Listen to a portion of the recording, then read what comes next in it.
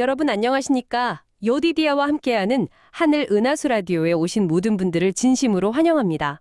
오늘은 6월절에 참여하심이라는 제목으로 이야기를 나누어 보겠습니다. 여디디아님, 오늘 주제가 예수님의 6월절 참여인데요. 성경을 보면 예수님께서 12살 때 처음으로 6월절을 지키러 예루살렘에 가셨잖아요. 네, 맞아요. 누가복음에 그 이야기가 나오죠. 당시 유대 사회에서 그 12살이라는 나이가 뭔가 좀 특별한 의미가 있었나요? 그리고 그 6월절 여행은 또 어땠을지 궁금해요. 네, 그 12살이 유대 남자아이들에게는 정말 중요한 시기였어요. 뭐랄까, 유년기에서 청소년기로 넘어가는 그런 분기점. 아, 분기점이요? 네, 맞아요. 이때부터 이제 율법의 아들, 하나님의 아들 이렇게 불리면서요. 종교적인 의무도 공식적으로 배우기 시작하고 또 6월절 같은 중요한 절기에 참여할 자격도 얻게 되는 거죠. 그러니까 신앙 공동체에 책임 있는 일원이 된다. 뭐 이렇게 볼 수 있겠네요. 아, 그냥 나이만 먹는 게 아니라 종교적으로도 성인이 되는 거군요. 그렇죠. 아주 중요한 단계죠. 그럼 그 6월절 여행은요? 예루살렘까지 가는 길이 꽤 멀었을 텐데요? 네, 맞아요. 6월절 여행도요. 그냥 뭐 소풍 가듯이 가는 게 아니었어요. 매년 예루살렘 성전을 향하는 뭐랄까? 하나의 거룩한 순례길이었죠. 아, 순례길. 네. 당시엔 길도 위험하고 하니까 보통은 안전을 위해서 또 서로 교제도 하고요. 마을이나 지역 사람들끼리 다 같이 이렇게 큰 무리를 지어서 갔거든요. 아, 혼자 가는 게 아니라 다 같이요? 네네. 함께 가면서 뭐 길에서는 부모님들이 자녀들한테 옛날 이스라엘 역사 이야기도 해주고 하나님이 어떻게 인도하셨는지 그런 거요. 찬양도 같이 부르고요. 정말 신앙을 다지는 귀한 시간이었죠. 와, 정말 의미 있는 여행이었겠네요. 그냥 가는 길이 아니라 완전 신앙 교육의 현장이었군요. 맞습니다. 그럼 유월절 자체는요, 우리가 보통 출애굽 기념일로 알고 있는데 혹시 그 이상의 의미도 있었을까요? 물론이죠. 기본적으로는 당연히 이집트 노예 생활에서의 해방, 그걸 기념하는 가장 큰 절기죠.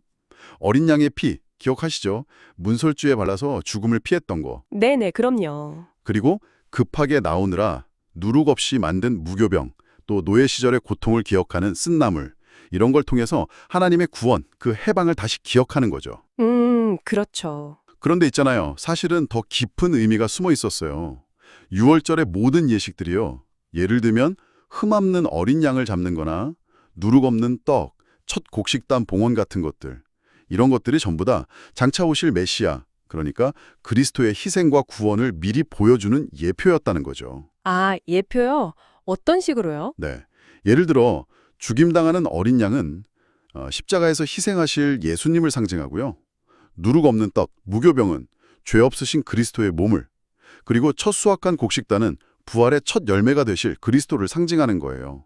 정말 놀랍죠. 와, 과거의 해방을 기념하면서 동시에 미래의 구원자를 가리키고 있었다니 정말 의미가 깊네요. 그렇죠. 아주 심오한 의미가 담겨 있었어요. 그럼 소년 예수님께서는 이 첫 6월절 경험, 특히 성전에서는 어떤 걸 느끼셨을까요? 좀 특별했을 것 같은데요? 예수님께는 정말 엄청난 시간이었을 겁니다. 성전에서 드려지는 그 엄숙한 제사들, 6월절 예식들을 직접 보시면서 이게 다 나에 대한 거구나. 내 사명과 이게 다 연결되어 있구나 하는 걸 점차 깨닫기 시작하신 거죠. 와, 12살에 벌써요. 네. 자신의 정체성, 또 사명에 대한 그런 비밀들이 서서히 이렇게 열리는 듯한 그런 경험이었을 거예요. 특히 그 성전에 있던 학교 있잖아요. 거기서 당대의 아주 유명한 랍비들하고 대화를 나누셨는데 이게 또 놀라워요. 어땠는데요? 그냥 배우는 입장이 아니라 오히려 랍비들에게 메시아 예언에 대해서, 특히 사람들이 잘 얘기 안 하던 부분이죠. 메시아의 고난과 죽음에 대해서 아주 날카로운 질문들을 던지셨다는 거예요. 세상에, 랍비들이 엄청 놀랐겠는데요. 네, 아주 크게 놀랐다고 해요. 아니, 이 어린 소년이 어떻게 이런 깊은 생각을, 이런 통찰력을 하면서요. 예수님은 뭐랄까 겸손하셨지만 그들의 어떤 제한된 지혜를 넘어서는 진리의 빛을 딱 보여주신 거죠. 정말 대단하네요. 보통 아이가 아니셨던 거죠. 근데 여디디아님, 이 감동적인 이야기 중에 그 부모님이 예수님을 잃어버리는 사건도 있었잖아요. 네네. 그 가슴 아픈 사건이죠. 네, 그건 어떻게 된 일이고 또 우리가 여기서 뭘 배울 수 있을까요? 그게 6월절 잘 마치고 이제 집으로 돌아가는 길이었어요. 요셉하고 마리아가 아마 친척들, 친구들하고 오랜만에 만나서 이야기도 나누고 뭐 여행의 즐거움에 좀 빠져 있었나 봐요. 그러다 보니까 아들 예수가 같이 안 오고 있다는 걸 하루가 다 지나서야 알게 된 거예요. 하루가 지나서요. 어떻게 그럴 수가 있죠? 평소에 워낙 믿음직한 아들이니까 당연히 일행 중에 있겠거니 하고 생각했던 거죠. 근데 밤이 되고 찾아보니 없는 거예요. 얼마나 놀랐겠어요. 예전에 그 헤로드 왕이 아기 예수를 죽이려 했던 기억까지 막 떠오르면서 아마 엄청난 두려움과 또 스스로에 대한 자책감에 시달렸을 겁니다. 아이고, 상상만 해도 아찔하네요. 그래서 부부가 바로 예루살렘으로 다시 돌아갔어요. 사흘 동안을 정말 애타게 근심하면서 아들을 찾아 헤맨 거죠. 사흘이나요? 네. 그러다가 마침내 성전 안에 있는 랍비 학교에서 그 학자들하고 아주 태연하게 이야기 나누고 있는 예수님을 발견한 거예요. 정말 다행이네요. 찾아서. 그렇죠. 근데 이제 어머니 마리아가 안도감도 들지만 걱정도 되고 하니까 아이야, 어찌하여 우리에게 이렇게 하였느냐. 보아라, 네 아버지와 내가 근심하며 너를 찾았노라. 이렇게 말했죠. 약간 책망조로요. 네, 그럴만도 하죠. 그때 예수님께서 하신 대답이 정말 중요합니다. 어찌하여 나를 찾으셨나이까? 내가 내 아버지 집에 있어야 될 줄을 알지 못하셨나이까? 아, 내 아버지 집이요? 네, 이 말씀이 바로 자신이 하나님의 아들이라는 것, 그리고 아버지의 일, 즉 자신의 사명에 집중하고 있었다는 것을 처음으로 드러내신 아주 중요한 선언이었어요. 동시에 또 하나님께서 맡기신 그 아들을 돌보는 책임을 잠시 잊었던 부모님께 뭐랄까 부드럽게 영적인 우선순위를 다시 생각하게 하신 거죠. 와, 정말 깊은 의미가 담긴 대답이었네요. 단순히 반항하는 게 아니고요. 그렇죠.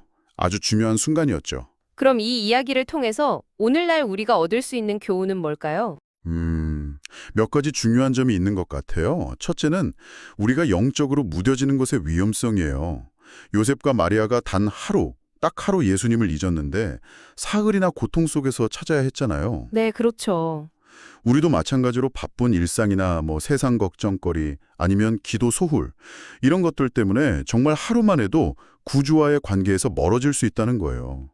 그렇게 한번 잃어버린 영적인 교제나 평안을 다시 회복하려면 어쩌면 더 많은 시간과 노력이 필요할 수도 있다는 거죠. 그러니까 늘 깨어 있어야 해요. 아, 정말 공감되네요. 바쁘다는 핑계로 놓치기 쉬운 부분인데. 네. 그리고 둘째는 역시 그리스도 중심의 삶이 중요하다는 겁니다. 매일 조금이라도 시간을 내서 예수님의 생애, 특히 우리를 위한 그분의 희생과 사랑을 깊이 생각해 보는 거예요. 그럴 때 우리의 믿음이 자라고 우리도 점점 그분의 모습을 닮아가게 되거든요. 십자가 아래서 그분을 바라보는 시간이 꼭 필요한 거죠. 매일 십자가를 묵상하는 시간. 네. 그리고 셋째는 신앙 안에서의 교제가 참 소중하다는 것. 우리가 같이 모여서 예수님에 대해 이야기하고 그분의 사랑을 나눌 때 마음이 부드러워지고 서로 힘을 얻잖아요. 영적으로 성장하게 되고요. 맞아요. 혼자 신앙생활 하는 것보다 훨씬 힘이 되죠. 그리고 마지막으로 하나 더 생각해보면 마리아가 겪었던 그 사흘간의 고통스러운 이별 있잖아요. 그게 어쩌면 나중에 예수님이 십자가에서 돌아가신 후에 겪어댈 그 사흘간의 슬픔을 미리 예비하는 경험이었을 수도 있다는 거예요.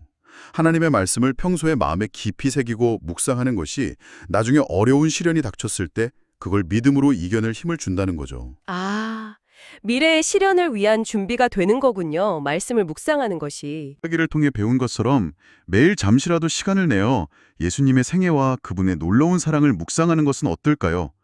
그분의 임재를 의식하며 살아갈 때 우리는 세상이 줄 수 없는 참된 평안과 변화를 경험하게 될 것입니다. 여러분, 오늘의 하늘은하수 라디오 어떠셨나요? 매일매일 저녁 9시에 더 다양하고 흥미로운 주제로 여러분들을 찾아오도록 하겠습니다. 구독과 좋아요, 알림 설정은 저에게 큰 힘이 됩니다. 내일 다시 만나요. 안녕!